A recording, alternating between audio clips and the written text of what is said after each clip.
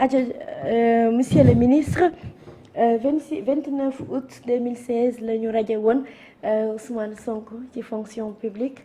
29 août. mooy anniversaire bi. waaw tey 9 ans ci loolu. tey la ñuy nag. ñëwaat déjà yow. nga toog rek dégg ñu ni Ousmane Sonko rajo nan ko pour xaaral mu ñëw parce que dama leen di indil décret bi ñu ko rajee woon indil leen bu baax a baax mbir moomu lan moo indi woon rajo baak yu ni mel et que je me rappelle ce sont des choses yoo xamante ni tey ce matin rek maa ngi ci doon wax voilà Ousmane Sonko à la suite de cela. Il est radié le 29 août 2016, décret numéro 2016-1239. L'inspecteur général des impôts et domaines est radié pour manquement au devoir de réserve.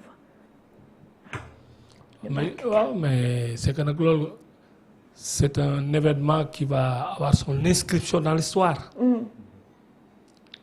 Lu ñuy bind ci taarixu histoire Sénégal lay bokk. loo xam ni voilà on va dire l'homme historique parce que man dama ne léegi fi ñu toll nii Sonko atteindre na statut ñi waxee homme historique en 2005 dama bindoon benn livre boo xam ne je parlais de qu'est-ce que un homme dama ne woon Abdoulaye Wade est un homme historique. Oui.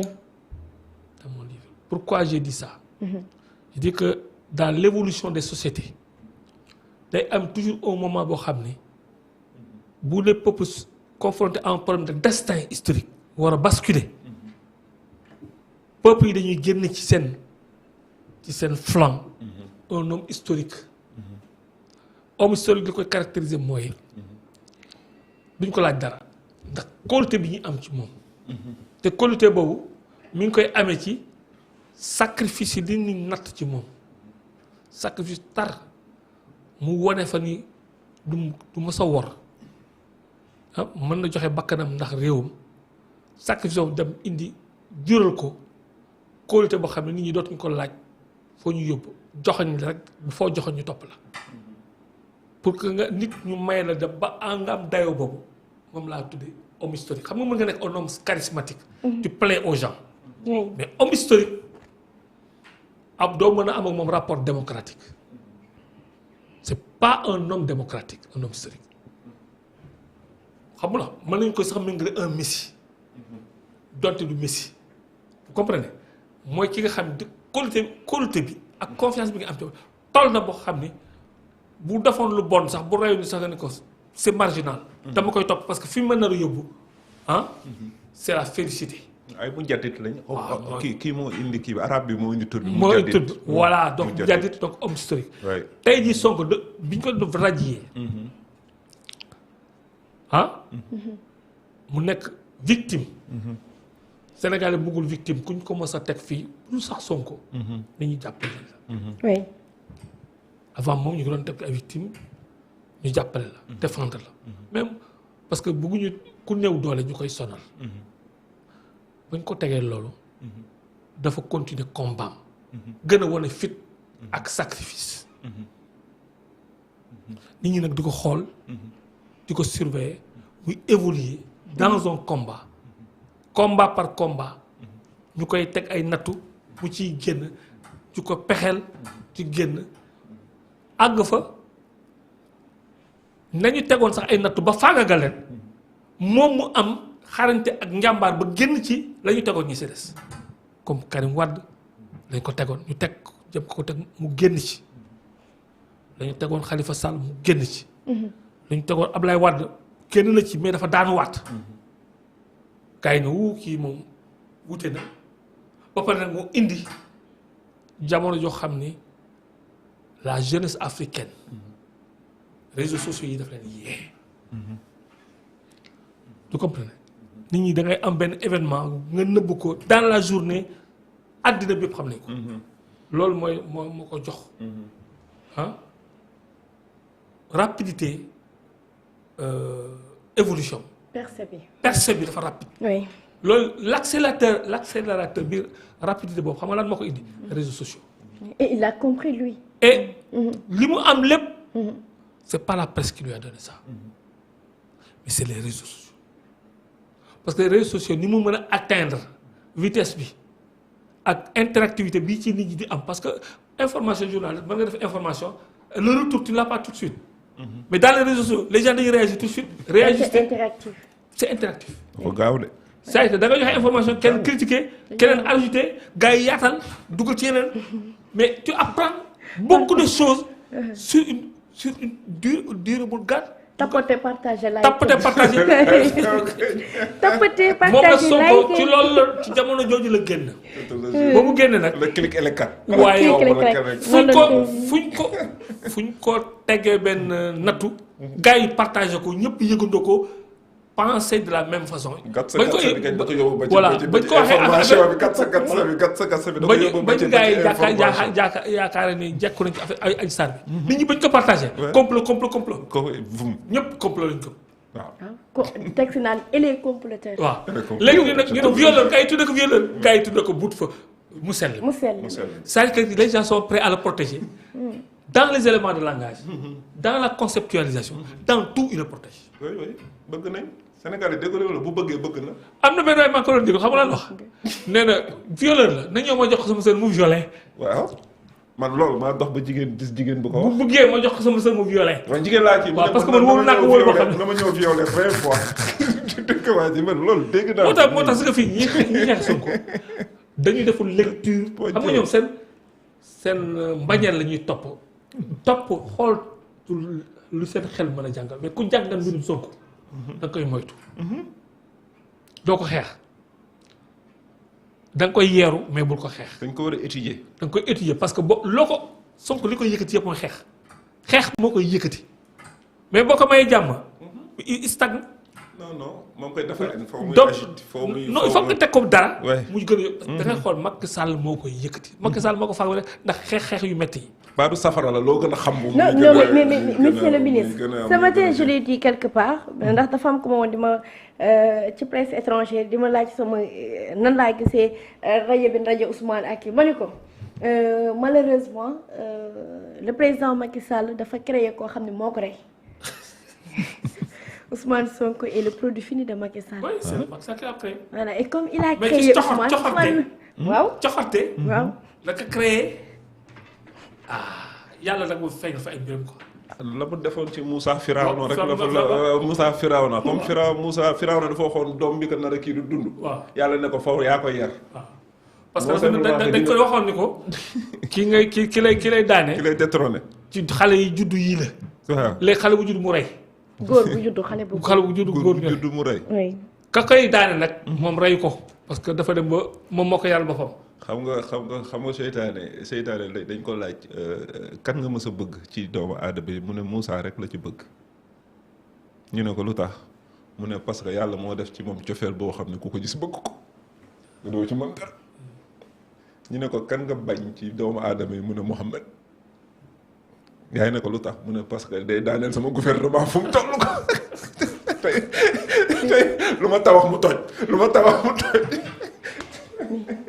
d'accord. bon tabax toj ci yow laay jëm. il faut pour reconstruire il faut détruire ah. tabax toj. c'est à travers. ku doy waar ak ñi. mënatuma imaginer sama plateau sans moom daal. am na lu war a waxtaanee mën ak moom tax li mais félicitations aussi Moustapha Diakhaté parce que moo dàqalu woon Sonko. moo daaneel Sonko moo dàqalu woon Sonko pour sauver Macky Sall ça veut dire que moom moo daaneel Macky Sall. waaw félicitations Moustapha Diakhaté yéen a nekk Moustapha Diakhaté moo daaneel Macky Sall. waaw moo ko daan parce que moo forcé Macky Sall mu xeex Sonko. ah Moustapha Diakhaté la. félicitations Moustapha Diakhaté yow dañ ko waroon décorer sax. tey ah mag Sonko da ko décorer. waay Sonko war na ko décorer. kii nii médaille d'honneur xaw ma lan. Ousmane Sonko n'a jamais parlé de lui. mu ne. Ousmane n'a jamais parlé de Moustapha Diakhaté. non dafa am.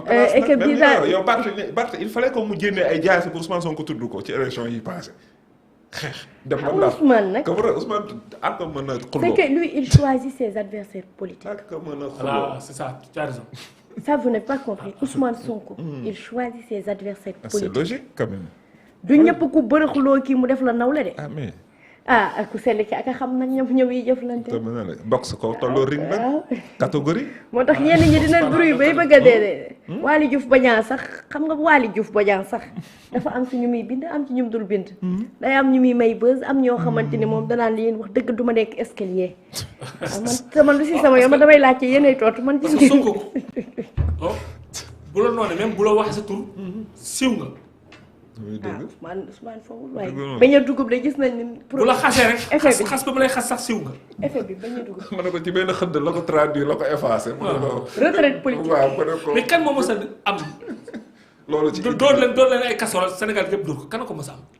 kenn mësu ko am. donc xam nga Sonko dafa démontrer kooku dëgg à plusieurs manières possibles sa force gars yi toujours di bañ a gis quoi. ndigal.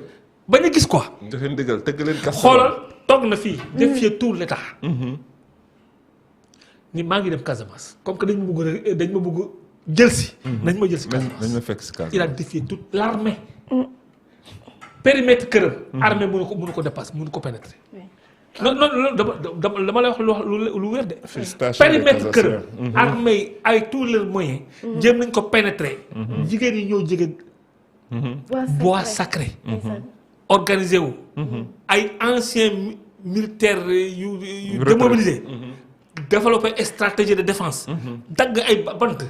teg ay étapes. c'est que wax ma la wax balaa nga egg ci kër ga. xam la li ñuy wax système de défense yi nga war a gravir yi nga war a jéggi balaa nga egg si moom.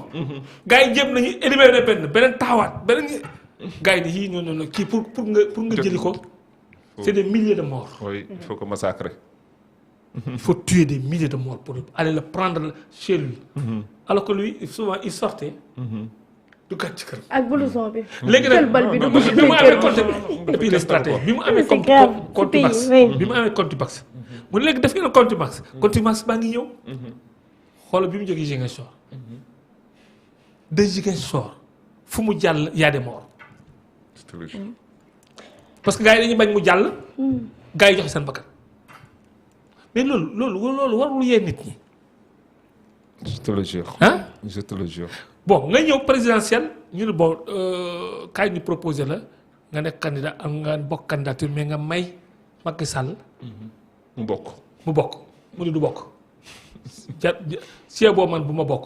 moom du bokk. nañuy def élection. man ma choisir candidat. moom mu na choisir candidat bu mu bëgg Macky Sall choisir candidat moom mu choisir candidat. Première fois dans l'histoire du Sénégal. Opposant jël pouvoir au premier tour. waxuma la nag jóge prison de. mais un opposant jël. pouvoir au premier tour. oui. ñu jóge fa commencé ko attaqué. fenkat bu saa ils ont eu des punchlines dañ leen wax ni leen waa ji pour comme que dañ ko def comme un messie. homme sérieux il faut le salir. yàq. des éléments de langage. waaw jël ay éléments de langage yi gën a jël mooy fenkat. violeur. moom mooy l'élément de langage percutant. pour que ñu tuddee ko associé turama ak fen. dem nañ ba algorithme sax jël fen boo defee fen ñu génne Sonko. est-ce que pour te dire loolu la ñuy wax l'élément saturant. nga jël benn élément di ko répété ba mu saturé algorithme bi jël ko. mais yaakaar noonu la tudd Badou. non waaw tuddee ko mu nekk identité. day mel ni nga ñu Wave léegi aujourd'hui boo bindee Wave par exemple. algorithme bi moo ko jël algorithme boo jëlee benn élément de langage. à saturation. bindal xool turu ka day génn. boo jëlee benn élément de langage muy génn damay jàngale nii. bu jëlee élément de langage muy génn tout le temps ci TikTok. ci Facebook. dafa à saturation en benn seuil dafay nekk identité. oui c'est ça. léegi nag. ah loolu dégg nga siiw ma leen sax yéen ñaar ngeen di. mu ne boo bindee Wave turu Adama Fall mooy jën. mooy. turu Adama Fall mooy jën. léegi mooy gën léegi. waaw boo bindee Wave. xam nga sama papa dafa bëri histoire Adama Fall dafa bëri histoire. loo ko lebal. yow yaa ngi war a wut lu bëgg. nga yow ndax baax na rek xam man Adama Fall sama partenaire la yooyu mosuma ci dugg. yow monsieur le ministre mi ngi développé nga naan ma bindal Wave ba xam turu kanay génn. la danaa la wax ma bind Wave. kan mu bind. yow yaa ma. parce que affaire bi moo génn à saturation. di nuyu bu baax donc gars yi mais fee moom. ça n'a pas été programmé mais ñii. les trolls lu ñuy wax les trolls les usines. de propagande ñoo ko créé. dañuy Sonko il faut le détruire par l'image. même programme boobu lañ créé woon contre Ablaye Wade xam nga Ablaye bi ñu ko créé ñu on peut pas l'attaquer sur son bilan. il sait que l'avait dit on va faire campagne sans parler de bilan. lan la troisième mandat. dévolution monarchique mooy suñu campagne. ne touche pas à notre constitution. waaw ne touche pas à loolu la mais ñu gars yi évacuer bilan. mais bu ñu waxoon débat bilan ku nekk wax sa programme kenn mënu ko battre. gars yi la déedéet l'angle d'attaque pour le détruire c'est sur la morale. foofu nag la ce que entrepreneur moraux yi mooy société civile duggee yàq deram ba finalement kotam daanu. c'est la même chose qu'ils ont repris avec Sonko. fenkat menteur ba. bu mu nekk identité. deuxième élément de langage. viol etc. mais Sonko par sa puissance de leadership. lépp chaîne yooyu yëpp da ko brisé. non c'est un phénomène gars yi. résistance xam nga man lan moo ma jaaxal ci Sonko dafa am résistance psychologique. jëlaaleel sax ci anniversaire bi nga xamante ni 9 ans après ba nu ko radié ci fonction publique.